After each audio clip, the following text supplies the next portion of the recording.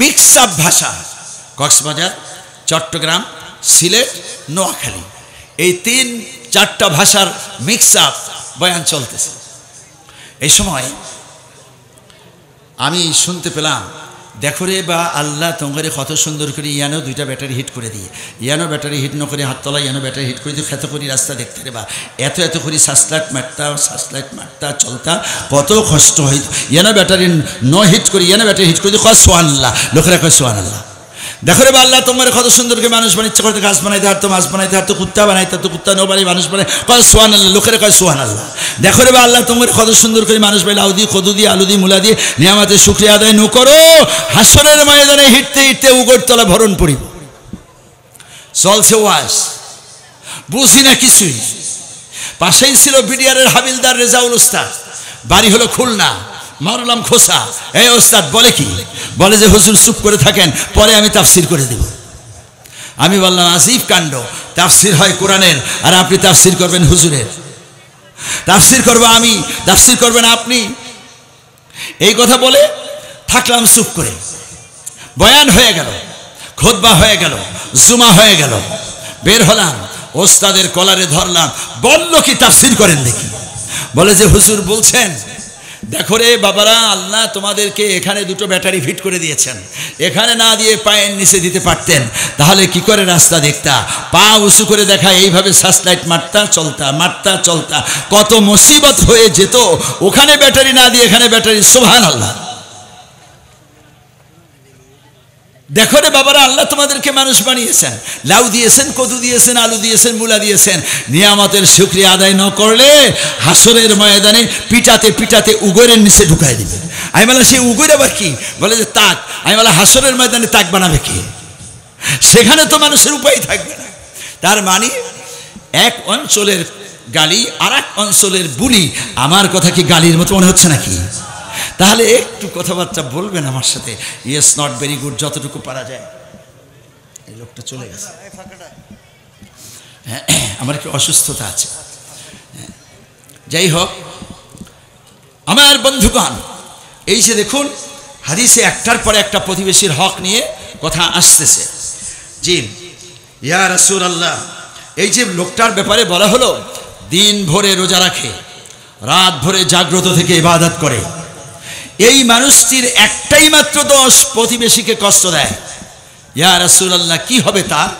আল্লাহর হাবিব সাল্লাল্লাহু আলাইহি ওয়াসাল্লাম বলে দিলেন, সোজা জাহান্নাম। আমরা কি জাহান্নাম চাই? আমরা কি জান্নাত চাই? তাহলে প্রতিবেশীর হক নষ্ট করা যাবে? কষ্ট দেওয়া যাবে? চলুন আরো সামনের দিকে। আর আসলে আরো অনেক কথা রয়েছে, আমি সব হয়তো বলতে পারবো না, অল্প কিছু বলে ছেড়ে দিচ্ছি।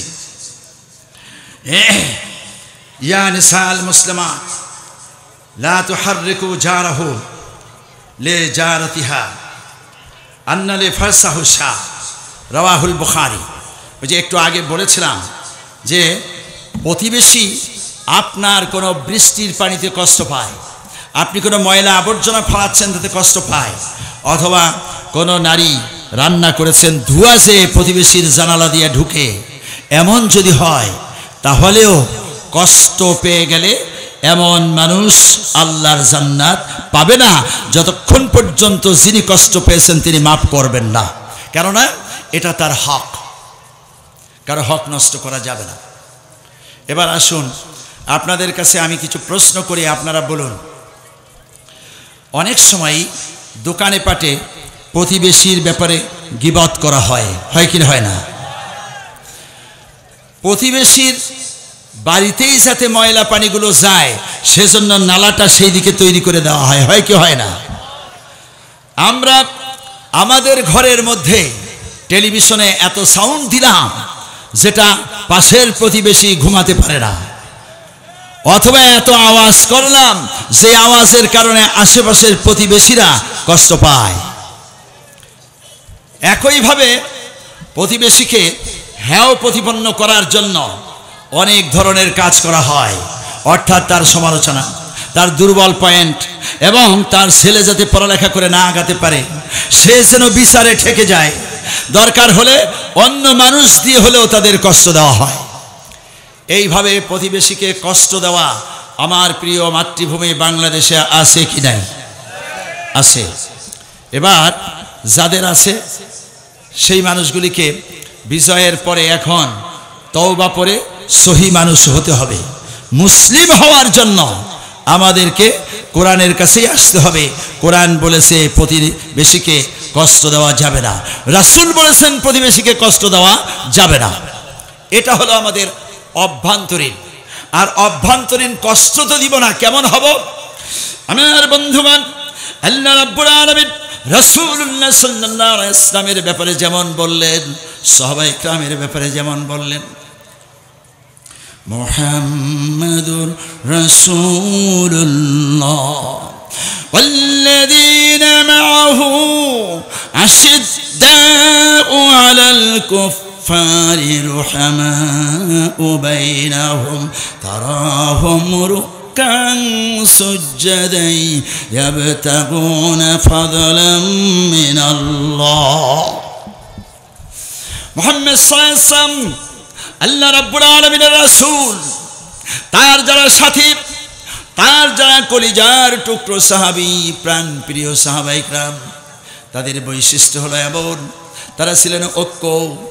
কাফের মুশরিক বেঈমান আল্লাহর কালেমার ঝান্ডা যারা পুড়িয়ে দিতে চায়, আল্লাহর কালেমার ঝান্ডা যারা নিভিয়ে দিতে চায়, আল্লাহর দ্বীনকে যারা নিভিয়ে দিতে চায়, মুসলমানদেরকে মারতে চায়, খুন করতে চায়, গুম করতে চায়, এমন মানুষের বিরুদ্ধে ছিলেন বজ্র কঠোর। আর নিজেদের মধ্যে ছিলেন এত বেশি আপন যে একজন আর একজনের জন্য জীবনের শেষ সময়ে পানিটা দিয়ে দিয়েছে। যুদ্ধের ময়দান শেষ হয়ে গেল, সাহাবায়ে কেরাম আহত অবস্থায় পড়ে রয়েছেন। একজন সাহাবী আহত ক্ষতবিক্ষত, তিনি পানি পানি বলে উঠলেন।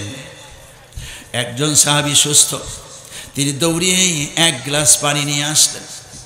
সাহাবীর কাছে যখন দেবেন পানি, সাহাবী পান করবেন, সেই সময় আর একজন সাহাবী বললেন পানি। সাথে সাথেই মৃত্যুর কোলে ঢলে পড়া সাহাবী বলে দিলেন, বন্ধু আমার সে ওই বন্ধুর প্রয়োজন বেশি, তার কাছে চলে যাও। আল্লাহর নবীর সাহাবী ওই বন্ধুর কাছে চলে গেলেন। ওই বন্ধু পানিটি যখন পান করবেন, ঠিক সেই সময় আর একটা বন্ধু বললেন পানি। এই বন্ধু বলে উঠলেন, বন্ধু আমার চেয়ে আমার ওই ভাইয়ের প্রয়োজন বেশি, ভাইয়ের কাছে চলে যাও। সেই ভাইয়ের কাছে পানির গ্লাস নিয়ে হাজির হতেই তিনি আল্লাহর কালেমা পড়ে পড়ে দুনিয়ার থেকে চলে গেলেন। এই সময় এই বন্ধু আবার দ্বিতীয় সাহাবীর কাছে ফিরত আসলেন। সময়ের ভিতরে তিনিও চলে গেলেন। প্রথম সাহাবীর কাছে আসলেন, দেখলেন তিনিও দুনিয়ার থেকে বিদায় হয়ে চলে গেছেন। আল্লাহর নবীর সাহাবী পানির গ্লাস হাতে নিয়ে চোখের পানি ছেড়ে দিয়ে আল্লাহ রাব্বুল আলামিনকে বললেন, রাব্বুল আলামিন, এটা কেমন মহব্বত, কেমন উদারতা! একটি মানুষ মরে যায়, মৃত্যুর কোলে ঢলে পড়েছে, সেই সময়ও অন্য ভাইকে অগ্রাধিকার দেয়। ইতিহাস সঠিক না ব্যাঠিক? তার মানে প্রতিবেশী। ওই ভাই বলছেন পানি, পানি নিয়ে এগিয়ে গিয়েছে প্রতিবেশী। এই ছিল সাহাবায়ে কেরামের আমল, এই ছিল তাবিনদের আমল, এই ছিল তাবে তাবিনদের আমল। আইম্মায়ে কেরাম, মুজতাহিদিন ইসলাম এবং বাংলাদেশে নবী রাসূলদের উত্তরসূরি ত্যাগী নেতা যারা, সোনার দেশে সোনার মানুষ ছিলেন যারা, তারা ঠিক না খেয়ে থেকেও অন্য ভাইয়ের খোঁজ খবর নিয়েছে। এই সোনার মানুষগুলিকেই বিনা দোষে অপবাদ দিয়ে দিয়ে দুনিয়ার থেকে বিদায় করে দেওয়া হয়েছে। সম্মানিত বন্ধুগণ, প্রতিবেশীর হক আমরা আদায় করব, কিন্তু প্রতিবেশী শুধুমাত্র ঘরে ঘরেই না, ঘরের প্রতিবেশী পাশের ঘরকে যেরকম দেখবে, একটি দেশের প্রতিবেশী আর একটা দেশকে সেরকম দেখবে। দেশ যদি দুর্বল হয়, দেশ যদি ছোট হয়, দুর্বলের উপরে সবলের অত্যাচার চলবে নাকি মায়া করবে? ইরহামু মান ফিল আরদি ইয়ারহামুকুম মান ফিস সামা। দুনিয়াবাসী, জমিনবাসীর প্রতি তুমি দয়া করো, আকাশবাসী তোমাদের প্রতি দয়া করবে। এটা হলো রাসূলুল্লাহর হাদিস। অত্যাচার করো না, অবিচার করো না, জুলুম করো না। কিন্তু আপনাদের কাছে বলতে চাই, আমাদের তিন দিকের প্রতিবেশী একটি বড় রাষ্ট্র, যার নাম ভারত। এই ভারত আমাদের প্রতি যে মায়া করা দরকার, যে মেহেরবানি দরকার, যে দয়া করা দরকার, তা তো ঠিকঠাক মতোই করে তারা, নাকি? ভারতের বুদ্ধিতেই জালিম সরকার এই দেশে দীর্ঘদিন পর্যন্ত জুলুম করেছে। সরাসরি ভারত থেকে সৈন্য পাঠিয়ে বিডিআরের দরবার হলে দেশের সূর্য সৈনিকগুলিকে দুনিয়ার থেকে বিদায় করে দেওয়া হয়েছে। সরাসরি ভারত থেকে সৈন্য পাঠিয়ে থানায় থানায় নিয়োগ দিয়ে জামাত ইসলামী এবং আল্লাহপন্থী মানুষগুলিকে ধরে ধরে তাদের উপরে বিনা দোষে জুলুম করা হয়েছে, হাজতে ঢুকানো হয়েছে। শুধু তাই না, হাসিনাকে বলে দিয়েছে যে আমরা থাকতে কোনো চিন্তা নাই, তুমি চালাও। কি চালাবা? তুমি আয়না ঘর তৈরি করে জুলুম চালাও, জেলখানাগুলিকে আল্লাহওয়ালাদের জায়গা বানায় দাও, জুলুম চালাও। রিমান্ডে শফিকুল ইসলাম মাসুদ সহ যারা কথা বলতে জানে, যারা আল্লাহকে সেজদা দেয়, তাওহীদ মানে, এদেরকে রিমান্ডে পিটাতে পিটাতে আতুর বানায় দাও। শুধু তাই না, দেশটা তোমার, দেশটা তোমার বাবা, আর দেশটা আমাদের কলোনি, এমনটি বলে বলে অস্ত্র পাঠিয়েছে, সৈন্য পাঠিয়েছে, বুদ্ধি পাঠিয়েছে, দেশের গ্যাস চুরি করে নিয়েছে, তৈল চুরি করে নিয়েছে, মাছ চুরি করে নিয়েছে, গাছ চুরি করে নিয়েছে, গুম করে মানুষ নিয়েছে, সালাউদ্দিনকে গুম করে সেখানে নিয়েছে না? এইভাবে করে আমাদের দেশে খুন চালিয়েছে, গুম চালিয়েছে, ধর্ষণ করেছে, অত্যাচার করেছে, বেশি করেছে ইসলামপন্থী জামাতে ইসলামী শিবিরের লোকদেরকে, ঠিক না বলেন? সম্মানিত বন্ধুগণ, প্রতিবেশীর প্রতি প্রতিবেশীর হক। তারা আছে একটু উপরের দিকে, আমরা আছি নিচের দিকে, ফলে সেখান থেকে আসবে পানি, এই পানি দিয়ে আমাদের দেশে চাষাবাদ হবে, মানুষ গোসল করবে, মাছ হবে। কিন্তু সেই পানি তারা বাদ দিয়ে বন্ধ করেছে। সারাটি বছর যখন পানির দরকার, সেই সময় পানিগুলিকে আটক করে রেখে তারা চাষাবাদ করে, আর আমাদেরকে শুকনায় মারে।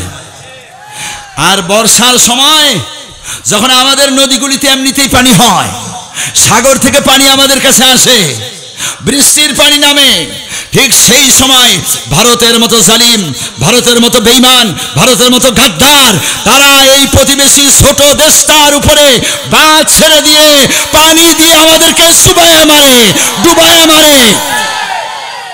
আমরা পরিষ্কার বলে দিতে চাই, পরিষ্কার বলে দিতে চাই, জুলুম তোমরা করতে পারো, অত্যাচার তোমরা করতে পারো। জালিম হাসিনা যেমন টিকে থাকতে পারলো না, ঠিক ফেরাউন যেমন টিকে থাকতে পারে নাই, সাদ্দাত নমরুদ যেমন টিকে থাকতে পারে নাই, তোমরা যদি অত্যাচার চালাতেই থাকো, এদেশের মানুষের চোখের পানির কারণে তোমাদেরকেও ভেসে যেতে হবে, টিকে থাকতে পারবে না। আর আমাদেরকে ঐক্যবদ্ধ হতে হবে। আমরা তাদের সাথে শত্রুতা করতে চাই না, আমরা তাদের প্রতি যথেষ্ট রেসপেক্ট করতে চাই। কেননা আমরা জানি প্রতিবেশীর সাথে, সে ধনী হোক আর গরিব হোক, ভালো আচরণ করতে হবে। তরকারিতে রাসূল বলছেন একটুখানি পানি বেশি দাও, ঝোল বানাও, আর সেই ঝোলের একটা অংশ প্রতিবেশীর ঘরে পাঠাও।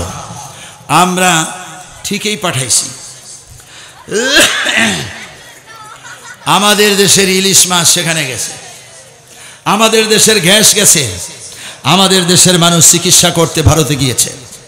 আমাদের দেশের মানুষের চিকিৎসার কারণে এক বছরে ৫৬,০০০ কোটি টাকা বেশি ভারতে শুধু চিকিৎসা পারপাস গিয়েছে, এবং তাদের কাছ থেকে আমরা কেনাকাটা করি। সে কারণে এতদিন পর্যন্ত আমরা তো এগুলির উপরে কোনো আপত্তি তুলি নাই।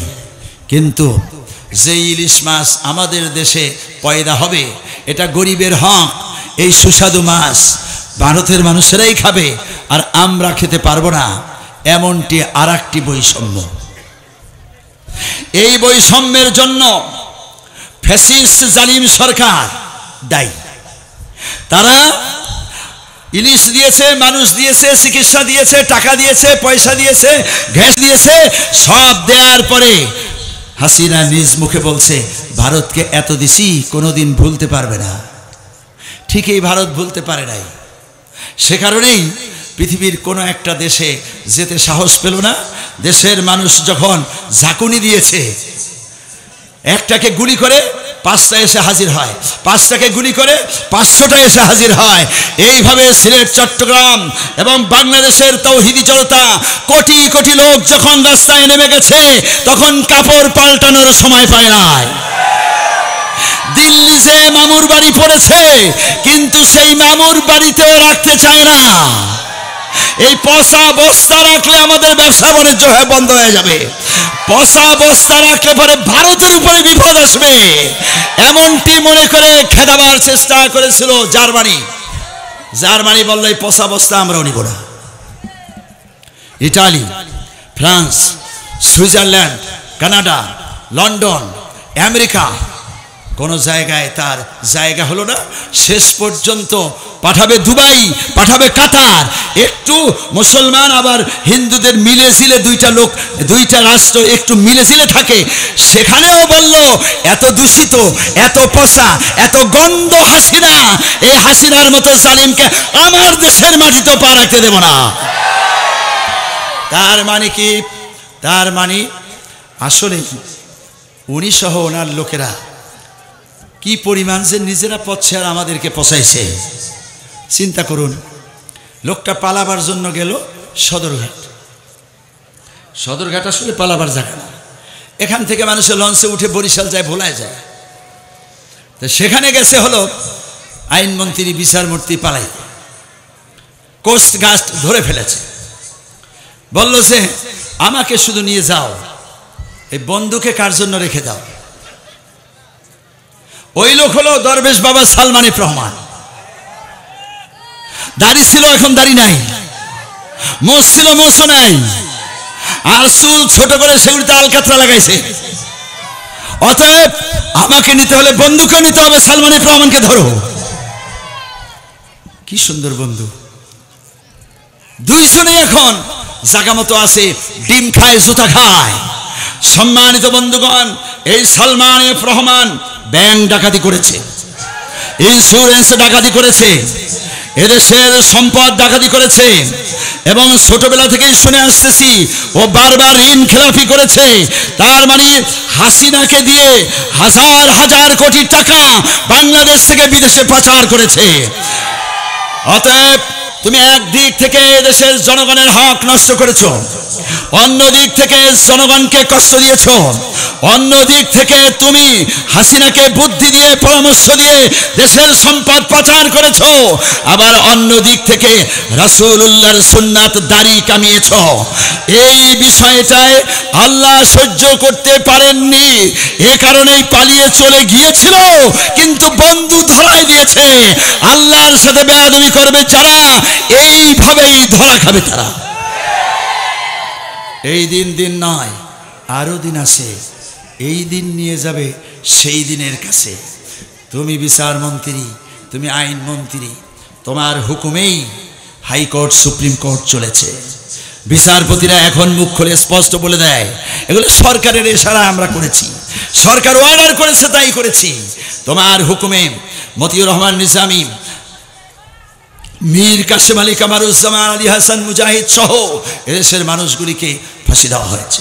তোমার হুকুমে এই দেশের কোর্ট কাছারিতে নিরীহ মানুষগুলিকে, আল্লাহওয়ালা মানুষগুলিকে বিভিন্নভাবে কষ্ট দেওয়া হয়েছে। তুমি বিচার করনি, তুমি অবিচার করেছ। এই জন্যই তোমার এত বুদ্ধি, কিন্তু সময় মতো বুদ্ধি কাজে লাগে নাই, তুমি ধরা খেয়ে গিয়েছ।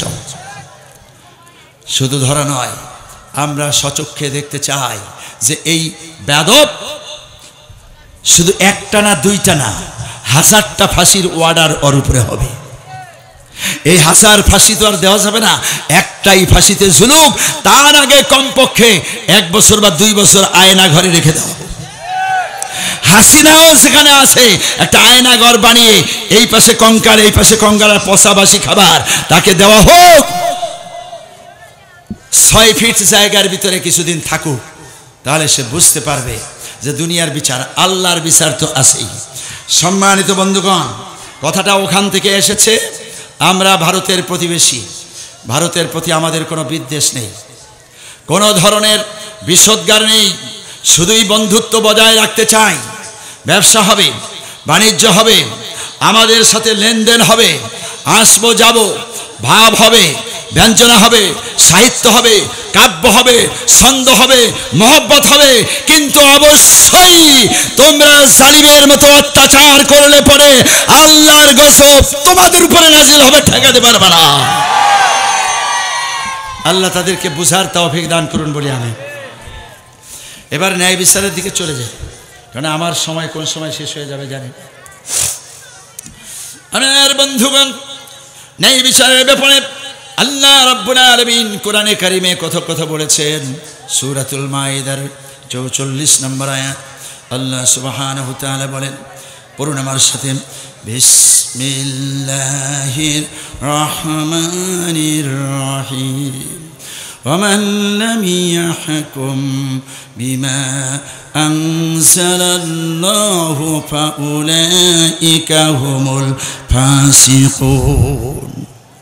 পরে যে আল্লাহ বললেন ফাউলাইকা হুমুল কাফিরুন, পরে যে আল্লাহ বললেন ফাউলাইকা হুমুজ জালিমুন। আবার আল্লাহ রাব্বুল আলামিন বলেছেন ওয়ানিহকুম বাইনাহুম বিল কিসত, তোমরা অবশ্যই তাদের মাঝে ইনসাফ ভিত্তিক বিচার করবা। আর ইনসাফ ভিত্তিক বিচার করে যারা আল্লাহ রাব্বুল আলামিনের ছায়াতলে, আল্লাহর আরশের ছায়ার নিচে জীবন কাটাবে, তারা ময়দানে মাহশারে কষ্ট হবে না। আমার বন্ধুগণ, সেই বিচার করতে যে ছেলেকেও ছেড়ে দেওয়া যাবে না, মেয়েকেও ছেড়ে দেওয়া যাবে না, প্রতিবেশীকেও ছেড়ে দেওয়া যাবে না, বন্ধুকেও ছেড়ে দেওয়া যাবে না। ন্যায় বিচার কায়েম করতে যে বিচার যেখানে যাবে সেখানে আমি হাজির হয়ে যেতে রাজি আছি। এমনটি হলে পরে সেখানে ইনসাফ হয়, আল্লাহর রহমত নাজিল হয়, যেমনটি হয়েছিল ওমর রাদিয়াল্লাহু তাআলা আনহুর শাসনামলে। ছেলে মদ খেয়েছে এমনটি যখন প্রমাণিত হয়ে গেল, হযরত ওমর রাদিয়াল্লাহু তাআলা আনহু ছেলেকে ধরে খেজুর গাছের সাথে বাঁধলেন। আজান হয়ে গেল, সালাত আদায় করলেন। হযরত ওমর রাদিয়াল্লাহু তাআলা আনহু নামাজের পরেই তিনি ছিলেন ইমাম, ইমামতির থেকে তিনি দাঁড়িয়ে গেলেন। লোকদেরকে বলে, না বন্ধুরা শুনে নাও, আমার ছেলে মদ খেয়েছে, তার বিচার হবে। এই বিচার দুনিয়ার কোনো মানুষের হাতে দেওয়া হবে না, কোনো বিচারকের কাছে দেওয়া হবে না। এই দুনিয়ার বিচারকের কাছে, কোনো জজের কাছে, অন্য কোনো জাস্টিসের কাছে যদি দিয়ে দেই, তাহলে হতে পারে সেই জজ সাহেব রাষ্ট্রপতির ছেলে হিসাবে খাতির করতে পারে। যেমন বাংলাদেশে ছিল, এমপির ছেলে খুন করলে বিচার হয় না, মিনিস্টারের জামাই খুন করেছে বিচার হয় না। কিন্তু সাধারণ মানুষ, কলাচোর মুলাচোর, এমন হলে সেই মানুষদেরকে বিচার করা হয়েছে। অথবা কোনো চুরিই করে নাই, তারা ছিলেন সোনার মানুষ, এমন মানুষগুলিকে ধরে ধরে মিথ্যা ফাঁসিতে ঝুলানো হয়েছে। এটা সেই সময় ওমর রাদিয়াল্লাহু তাআলা বুঝেই বললেন, না, কোনো জজের কাছে, বিচারকের কাছে আমি দায়িত্বটা দেব না, আমি নিজ হাতেই বিচার করব। সাইয়্যিদনা ওমর রাদিয়াল্লাহু তাআলা আনহু নামাজ শেষ করে, ঘোষণা শেষ করে, আবার নামাজ শেষ করে তিনি বাহিরে চলে এলেন। ছেলে তো খেজুর গাছের সাথে বাঁধা। সাইয়্যিদনা ওমর রাদিয়াল্লাহু তাআলা আনহু বললেন, লাঠি আনো। ওমরের ছিল 3টি লাঠি। একটি লাঠি দিয়ে তিনি রাষ্ট্র সোজা রাখতেন, আর একটি লাঠি দিয়ে তিনি নামাজের কাতার সোজা করতেন, আর একটি লাঠি দিয়ে কোরআন অনুযায়ী বিচার করতেন। কোরআনের বিচার বেত্রাঘাত করতে হবে, 80টি বেত্রাঘাত, সেই লাঠি আনো। লাঠি আনা হলো। হযরত ওমর রাদিয়াল্লাহু তাআলা আনহু লাঠি হাতে নিয়ে লোকদেরকে বললেন, ও পৃথিবীর মানুষেরা, কোরআন অনুযায়ী বিচার এখন চলতে থাকবে, কারো কোনো আপত্তি কিন্তু আসবে না। ওমর রাদিয়াল্লাহু তাআলা 80টি বেত্রাঘাত করবেন, বললেন ওকে গাছের দিকে ছুটাও, হাত বাঁধো, কোমরে রশি বাঁধো, যাতে আমার পিটার আঘাতে চলে যেতে না পারে। তিনি শুরু করে দিলেন 1 2 3 4 5 6 7। এক একটি বাড়ি মারতেছেন, চামড়া মাংস ছিটকে যে দূরে পড়তেছে। নিজের ছেলেকে নিজে মারেন, এমনটি দেখেন সাহাবায়ে কেরাম চোখের পানি রাখতে পারলেন না। সাইয়্যিদনা ওমর রাদিয়াল্লাহু তাআলার স্ত্রী ফাতেমা, তিনি বিষয়টি শুনেই ঘরের থেকে চলে আসলেন। ছেলের দৃশ্য দেখে হাউমাউ করে কেঁদে স্বামীকে বললেন, স্বামী গো, আর মেরো না, আমি তওবা পড়ব, ও তওবা পড়বে, আর তুমি এভাবে মেরো না, মরেই যাবে। ওমর রাদিয়াল্লাহু তাআলার স্ত্রীকে বললেন, তুমি কি জাহান্নামে যেতে চাও? বললেন না। তুমি কি আগুনে জ্বলতে চাও? বললেন না। তুমি কি আল্লাহর কোর্টে আসামি হতে চাও? না। তাহলে কথা বলবো না, যাও, সরে যাও, আমি আমার কাজ করি না, আমি আল্লাহ পাকের কাজ করতেছি। এই কথা বলে আঘাত মাত করতেই থাকলেন। 50টি বেত্রাঘাত করেছেন। যখন ছেলেটা ছটফট করে মরে গেল, তখন হযরত ওমরের স্ত্রী কাঁদেন, সাহাবায়ে কেরাম কাঁদেন, কিন্তু ওমরের চোখে কোনো পানি নেই, মলিনতার কোনো ছাপ নেই। কারণ আসাদ্দুহুম ফি আমরিল্লাহি ওমর, আল্লাহর হুকুমের ক্ষেত্রে ওমর ছিলেন বজ্র কঠোর। ছেলে হোক আর বন্ধু হোক, বাপ হোক, ছেড়ে দেওয়া নাই। সাইয়্যিদনা ওমর রাদিয়াল্লাহু তাআলা আনহু 50টি বেত্রাঘাতের পরে ছেলেটা যখন মারা গেল, মানুষদেরকে বললেন, গোসল করায় দাও। গোসল হয়ে গেল। কাফন পরায় দাও। কাফন হয়ে গেল। জানাজা পড়াও। হযরত ওমর জানাজা পড়ালেন না, পড়লেন না। তার মানে হলো বিচার চলছে, এ অবস্থায় বিচার শেষ না হওয়া পর্যন্ত আমি ওমর জানাজা পড়ব না। জানাজা পড়লেন না, পড়ালেন না। জানাজা হয়ে গেল। সাইয়্যিদনা ওমর রাদিয়াল্লাহু তাআলা আনহু বললেন, কবরে রেখে দাও। রাখা হয়ে গেল, মাটি চাপা দেওয়া হলো। এবার তিনি কবরের পাশে বসে গেলেন। মানুষেরা মনে করেছে ওমর সম্ভবত এখন ছেলেটার জন্য একটু দোয়া করবেন, কান্নাকাটি করবেন, কিন্তু তা না। বরং তিনি বললেন, লাঠিটা আবার আনো। সেই লাঠি আনা হলো। তিনি বললেন, 80টি বেত্রাঘাত করতে হবে। 50টি করেছি ওর জীবিত অবস্থায় শরীরে, এখন বাকি 30টি হবে কবরের উপরে। এমনটি বলে কবরের উপরে শুরু করে দিলেন। 51, 52, 53, 56, 57, 80টি বেত্রাঘাত করে লাঠিটা ফেলে দিলেন। আল্লাহর কাছে বললেন, আল্লাহ, আমার কাজ আমি করেছি, তোমার কাজ তুমি করো। আমি যদি সঠিক করে থাকি তাহলে তুমি শান্তি কায়েম করে দাও, আর আমি যদি ব্যাঠিক করে থাকি বিচার করো। আল্লাহর বিচারের জন্য নিজেও আবেদন আল্লাহর কাছে পেশ করলেন। সেই যে দৃষ্টান্তমূলক একটি বিচার হয়েছে, সেই বিচারের কারণে ওমরের বিশাল সাম্রাজ্য শান্তি পৌঁছে গিয়েছে। হাজার হাজার কিলোমিটার দূরে আফ্রিকার বাগাই জঙ্গলে বাঘ আর হরিণ একসাথেই এক পাত্র থেকে পানি পান করতেছে। অন্য সব প্রাণী দেখে ভিড় জমালো, তাদের ভাষায় বলল, বাঘ, তুমি কি হরিণ খাবা না? বলছে, আর খাওয়া যাবে না। ওমরের শাসন চলতেছে, ইনসাফ ভিত্তিক বিচার চলে। ওমরের শাসনের মধ্যে জুলুম করা যাবে না। হরিণকে জিজ্ঞেস করলো, তুমি কি বাঘকে ভয় পাও না? বলছে, কিসের ভয়? ওমরের শাসন চলতেছে, ওমরের ইনসাফ কায়েম হয়েছে, ন্যায় বিচার প্রতিষ্ঠিত হয়েছে। ন্যায় বিচার যেখানে, ভয় নাই সেখানে বাঘের বাবারও সাধ্য নাই আমার উপরে জুলুম করতে পারে। সম্মানিত বন্ধুগণ, সম্মানিত বন্ধুগণ, যদি কোরআন অনুযায়ী বিচার করা হয় আর সেখানে যদি ছেলেকেও ছেড়ে না দেওয়া হয়, ন্যায় বিচার তো ন্যায় বিচারেই হয়, তাহলে পরে বিশাল সাম্রাজ্যে মানুষ তো শান্তি পাবেই, অন্য সব প্রাণীরাও শান্তি পেয়ে যায়। বাংলাদেশে দীর্ঘদিন পর্যন্ত বিচার হয়েছে। এদেশে কোর্ট আছে কি নাই? কথা বলেন, কোর্ট আছে কি নাই? কাছারি আছে কি নাই? জজ কোর্ট, হাইকোর্ট, সুপ্রিম কোর্ট, কোর্টগুলো আছে, বিচারকও আছে, জাস্টিস আছে। এই জাস্টিসদের গাড়ির চাকা চলছে আমাদের উপার্জিত কষ্টের পয়সায়।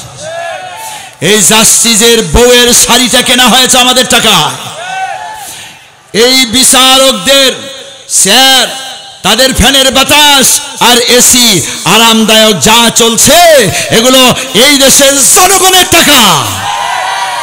কিন্তু এই জনগণকেই বিনা দোষে দোষে ধরে নিয়ে কোনো মানুষকে জুলুম করা হয়েছে, কোনো মানুষকে খামোকা ফাঁসি দেওয়া হয়েছে, আবার কোনো মানুষকে নীরবে সরিয়ে দিতে বলা হয়েছে। বিচারকদের নির্দেশনায়, এমপি মিনিস্টারের নির্দেশে, ফ্যাসিস্ট হাসিনার নির্দেশে সরিয়ে দিতে বলা হয়েছে, সরায় দেওয়া হয়েছে। শেষ পর্যন্ত তাদেরকে খুঁজে পাওয়া যায় না। সম্মানিত বন্ধুগণ, ওরাইনার হাদিসখানা পুরাপুরি বলার আমার সময় হবে না। আমার সময় কয় মিনিট আছে? শেষ? আচ্ছা,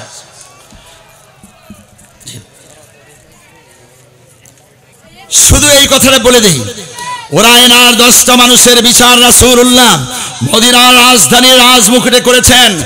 একটি বিচার করার কারণে, কোরআন অনুযায়ী একটি বিচার করার কারণে সোনার মদিনা যেমন সোনার মদিনা হয়েছে, বাংলাদেশেও যদি কোরআন অনুযায়ী একটি বিচার হতো, হাইকোর্ট সুপ্রিম কোর্টের সামনে, বাংলাদেশটাও সোনার বাংলায় পরিণত হতো।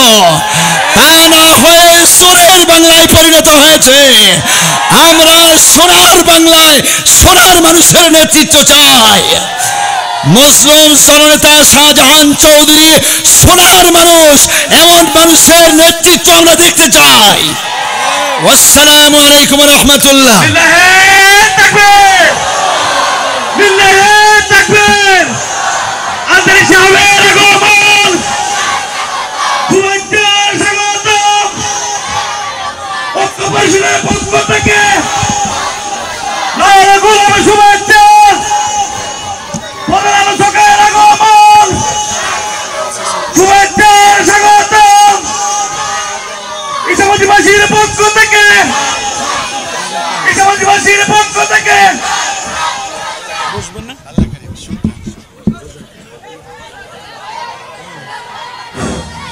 সম্মানিত উপস্থিতি, আমাদের মাঝে উপস্থিত হয়েছেন ইসলামী ঐক্য পরিষদের উদ্যোগে আজকের এই বিশাল তাফসীরুল কুরআন মাহফিলের প্রধান আলোচক, আন্তর্জাতিক খ্যাতি সম্পন্ন মুফাসসিরে কুরআন হযরতুল আল্লামা জনাব মাওলানা কামরুল ইসলাম হুসাইন আনসারী সাহেব, হযরতুল আল্লামা জনাব মাওলানা কামরুল ইসলাম হুসাইন আনসারী সাহেব। একটা হইলি হয়, মানে চিনি ছাড়া হলে ভালো। সম্মানিত উপস্থিতি, এই পর্যায়ে আপনাদের সামনে একটি ইসলামী সঙ্গীত পরিবেশন করার জন্য অনুরোধ জানাচ্ছি।